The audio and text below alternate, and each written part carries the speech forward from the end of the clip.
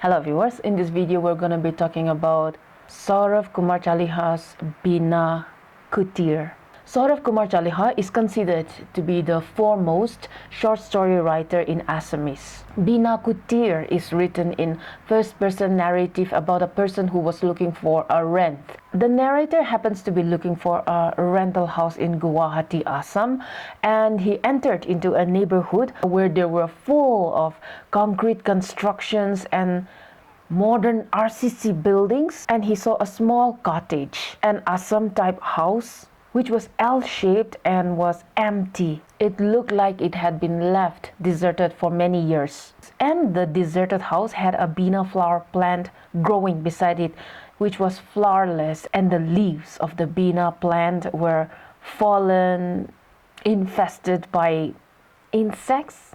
The narrator describes the house as a lone Assam type single-story house. It did not have the iron rods hanging about in like the buildings, like the concrete buildings around it. And the house did not spread far and wide across its boundaries, but was intact with a grassy compound. But it was an old traditional home, so old that the termites have destroyed the wooden gates, that it was barely standing, and even a mild wind could break it. The compound was littered with pieces of paper, broken containers, discarded bicycle, broken glasses of the window pane, cobwebs and pigeon waste on the rooftops. He got down from his bicycle and took a look at the house, and then he started to imagine. He imagined that the name of the cottage would be Bina Kutir.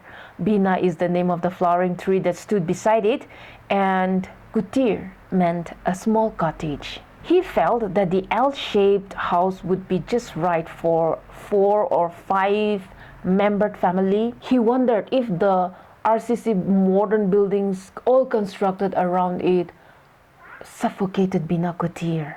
It was surrounded by big godowns, buildings, shops, and corporations. But in spite of these discomforts, he felt that it would still be a good place for him to stay with his mother and his college-going brother and a young domestic helper, and even his sister, who was in the hostel, could come and spend time with them after her hostel days were over. It was a homely place, though the rent could be a little more than the RCC buildings. After having a look at it, he went to a nearby stationery where a young boy of around 27 or 28 years old was selling some coke. He was busily studying some economic notes, and when he noticed the narrator, he closed his notes and gave him a Coca-Cola. He was preparing to appear his BA exam as a private candidate. The narrator asked him if he knew about the Bina Kutir, the cottage beside which Bina plant grew. But the young salesman told our narrator that he lived in another place called Kumarpara and did not know much about that place. But he also said that he had been working there for 9 months but haven't seen anyone living in Bina Kutir. But the salesman also informed the narrator that when he was in high school, in his childhood, his school was taken over for military use and they had to take classes there in Bishnuram High School for some few months. And during those days, there were no large buildings.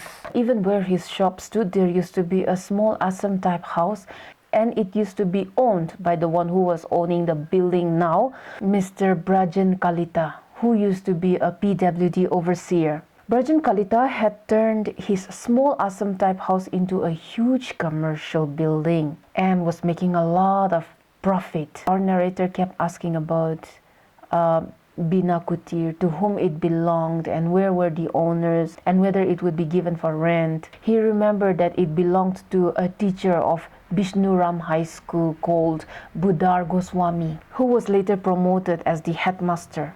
The young man also told the narrator that Budar Goswami was a very learned, scholarly person who served as a Sanskrit teacher and was also a recipient of an honorary title from Kashi. It is also said that at the gate of the house there used to be a signage or a signboard that read Sanjivan Samaj, Sanjivan Society.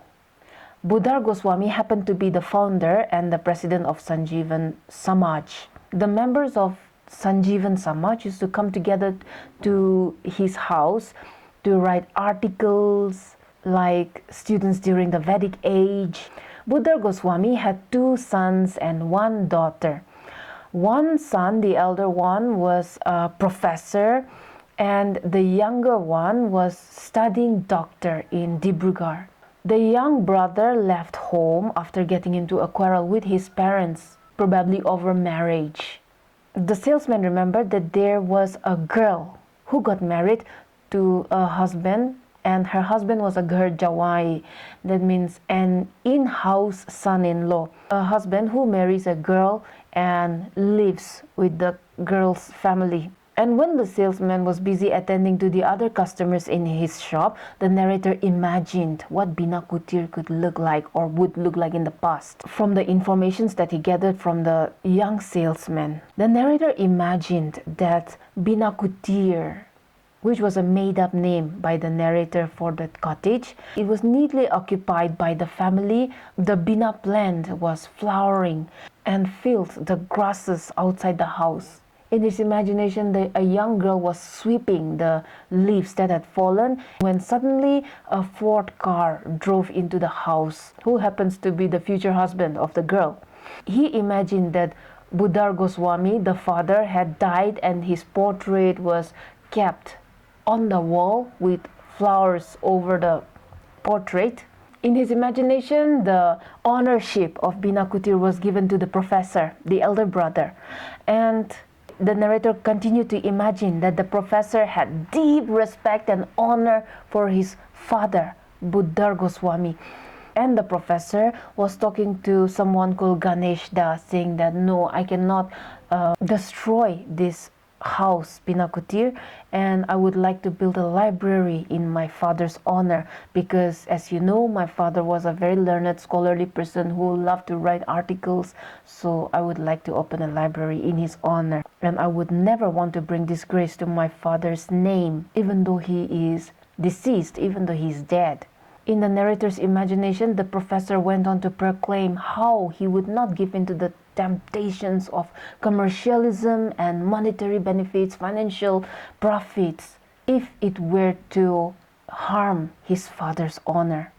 The imagination of the narrator soon came to an end, and then he paid for his Coca-Cola and asked the salesman if he could inquire about Bina Kutir, and rode away from his bicycle. The next day, he went again to look for a rented house, but he kept thinking about Bina Kutir. He went to the stationery again, but he did not see the young salesman at the stationery, but another middle-aged man there. He asked for a bottle of Coca-Cola and then started to imagine about Bina Kutir again.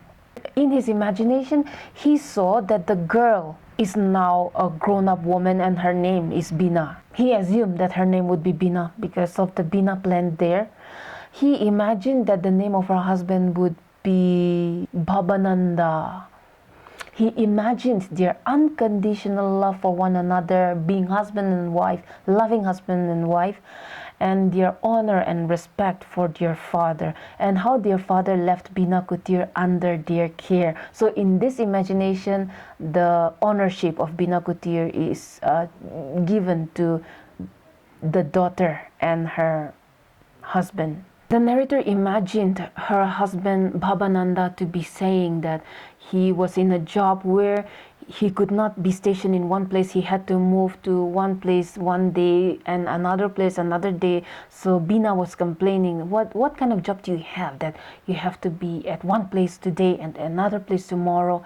And Bina's husband Bhabananda assures Bina, saying how much he honored her father, and whether they live in that house or not, they would maintain the house, they will preserve the traditions and legacy of that house. The narrator was convinced through his imagination only that Bina Kutir belonged to honorable owners, and the owners would not want to give it away for rent, but would want to preserve their culture and tradition by keeping the cottage untouched. in the honor of their father. Now, riding his bicycle back home, he was filled with untold peace and solace, joy that there were still people like Paramesh, Bhavananda and Bina who respected their past and honored their parents.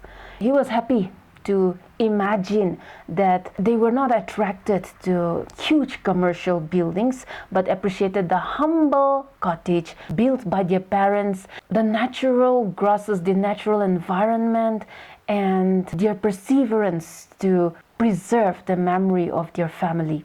On his third visit to the stationery, he saw that the young salesman was back. By now, the narrator realized that he would not get Bina Kutir for rent. However, he had such traditional imagination about the family that lived in the cottage that he was just tempted to see it and to hear about it, to imagine about it. And he took a Coca-Cola bottle and started to imagine about the younger son who went to become a doctor in Dibrugarh and who was also cut out from the family because of some quarrel. It seemed that the younger brother had left home because he wanted to marry a Punjabi girl, which was against his father's will. He imagined that the younger son came back and found out that Bina Kutir was left in his name. And in his imagination, the doctor came and stood beside Bina Kutir and started to talk to his wife Rahana, a Punjabi woman, telling her how he left the family in search of love and sacrificing all his family ties, leaving all his family ties just to be with the girl of his dreams. He was disowned by the family, but still Bina Kutir was given to him. So he expressed his respect and honor for his father and how he would cherish the memory he had in Bina Kutir with his family and not to destroy the cottage for monetary benefits or selfish motives. He was expressing his will to continue to maintain the cottage Bina Kutir, though he can never come back to live there. All this was in the narrator's imagination. The narrator was imagining that the younger brother was talking to his wife Rahana. He imagined that the owners of Bina Kutir valued integrity and family honor more than money and wealth. Even without meeting them, he had so much respect for that family that existed there, not knowing them personally, but only by imagining them. Summarizing again, the narrator was imagining all this. On his first visit, he imagined that Bina Kutir was owned by the older son, Professor Paramesh, and how he honored the family property but could not live there. On the second visit of the narrator, he imagined that the girl Bina and her husband Bhavananda inherited the Bina Kutir and how they selflessly decided to keep and protect the honor and the legacy of the family. However, they could not live there because her husband Bhavananda had such a job that he had to travel from place to place. On the narrator's third visit, he imagined that the younger son, the doctor, inherited Bina Kutir and how he and his wife decided to protect and preserve the family property, though they could not live there. So the short story Bina Kutir is an account and series of the narrator's imagination of what the family living in Bina Kutir would be like. But what the family actually turned out to be can be explained in simple terms as expectation versus reality. Because when the young salesman at the stationery who was selling Coca-Cola inquired about the house, he gave the information to the narrator that the house could not be given for rental because there was a lawsuit, a case filed in the court to decide who should own the property, who should inherit the property.